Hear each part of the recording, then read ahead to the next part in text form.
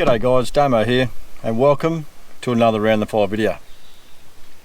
To all the subscribers, welcome back, and if you're new to the channel, g'day. What we're going to be going through today is I guess it's over 12-month review, probably a year and a half actually, review of the Kick-Ass dual battery system. If you've seen my previous videos, I did a dual battery install video, and this was the unit here.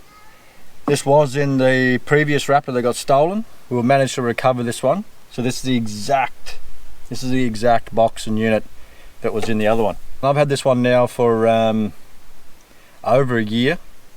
It's quite a cheap relative system to buy and to install yourself. Originally when I purchased it, they were a bit cheaper. I did have a look online before I came out on this trip, and it had sort of gone up in price a few $100s, but either way, for the money that you pay, I think for something you can do yourself, I think these are brilliant. I've been out here now for probably about 3 or 4 days. I mean, it's powering my ARB fridge there at that's a 65 litre fridge. It's powering that at -2 degrees. Hasn't skipped a beat. Using it to charge up my saw batteries for cutting timber, camera batteries obviously for filming, phones and all that sort of thing. So I mean, it comes with 2 SIG sockets here, a Merit style plug, you've got your Anderson plug there, and all I've done with my fridge is I've cut the SIG socket off and I've just connected an Anderson plug onto that, so that never falls out now, no matter how rough the terrain is. And then up here you've got 2 USBs. You've also got a volt gauge up the top. So that's fixed in fairly sturdy. This unit's supposed to, by the specifications, this unit's supposed to be clean and dry inside your car or in a canopy. But I tell you, I've kept this in the back of the ute, no cover. I've rest gear on top of it. It soaks up the rain, it soaks up the heat, the sun, and hasn't skipped a beat. The cover's held up. The only thing that's really changed about it is this DC-DC charger. Used to be a nice red, black, and red again. You can see now that it's sort of bronzed up, maybe gone a bit silverish. I think probably from the sun. But otherwise, for anything, I've really abused this to give it a good nudge. I do run throughout the day. I've got a solar panel set up that just adds additional power to it. So I mean, I've sat here for, this is day 3 now.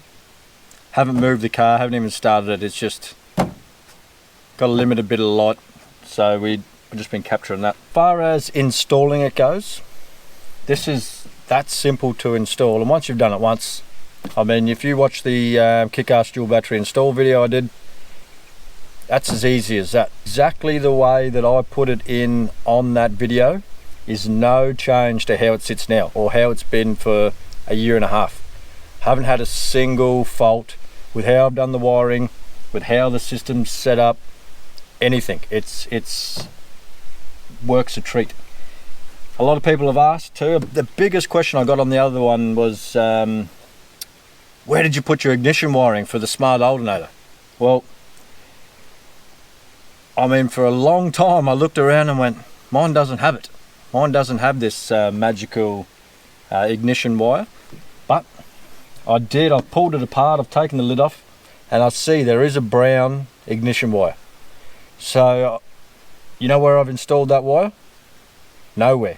Exactly where it still is taped up inside the top of this box, that's where it stays. It hasn't, for me,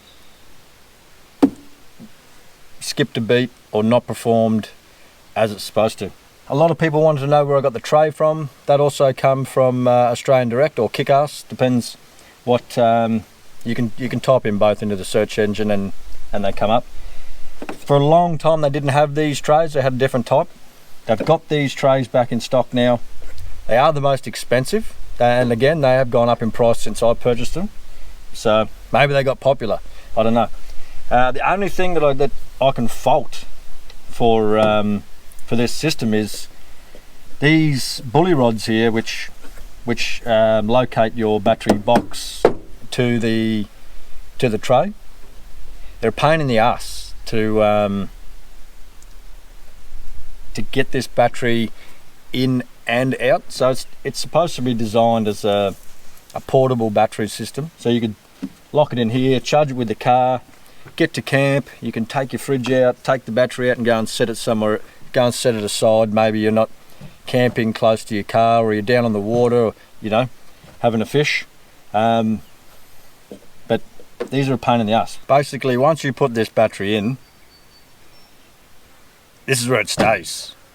So I would like to see there be some sort of different setup for here. I mean, I've looked at butterfly nuts, but even they don't, there's not enough clearance there for them to come on and off. So maybe some sort of latch system or something.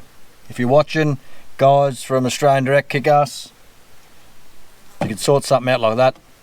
That'd be brilliant. That'd just improve this tenfold. This would be a true removable battery box. Anyway guys, that's my thoughts on this box.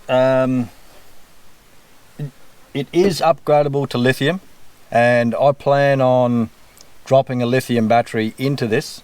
Purely, I've had no real dramas with the AGM, but just the ability to drop 15 kilos off that battery, that's another 10-15 litres of water or fuel I can throw on the back, or beer if you're that way inclined, which I am.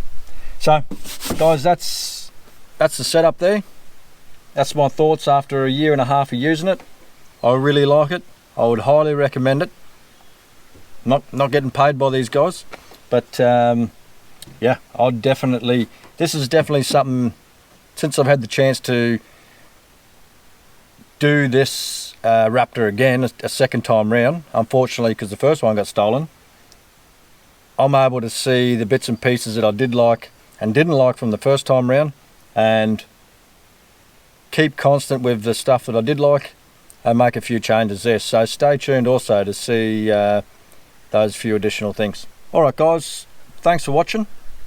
If you have any questions about this dual battery setup, jump over and take a look at the easy dual battery install that I did. Also, leave a comment down below.